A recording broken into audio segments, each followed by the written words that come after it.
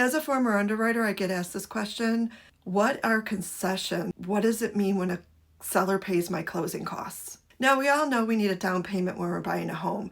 Typically 3%, 3.5%, 10%, 20%, those are the numbers you hear.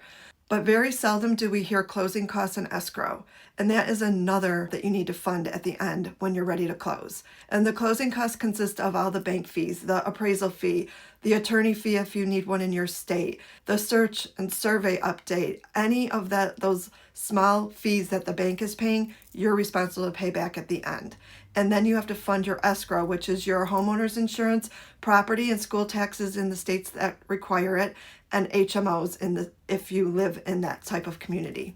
So as most of you are working towards those down payments, you forgot all about the closing costs, and now you're hearing and seller pays your costs for you. Let me break down how that works. So what happens is an FHA loan, if you are allowed to put 6% into the offer, that will come back to you in concessions. So the seller will take that offer, know that $15,000, say on a $250,000 home, now you offer $265,000, that $15,000 is going to come back to you at the end. They're not paying it out of their pocket, they're paying it using your funds. So you're financing that dollar amount. Now with a conventional loan, that typically is 3%, and that depends on how much you're putting down on a conventional mortgage as to how much you're allowed to use for concessions. So if you plan on using concessions, FHA is more favorable in that area.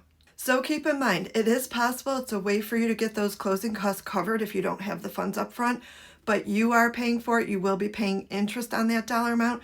So say $10,000, calculate that over 30 years, and that's going to show you the additional you're going to pay on top of your existing mortgage. If you're still trying to understand the difference between FHA and conventional mortgage, I created from the lender's desk a snapshot of the two, and they're side by side, breaks it down for you so you can understand both products and you know what you're applying for.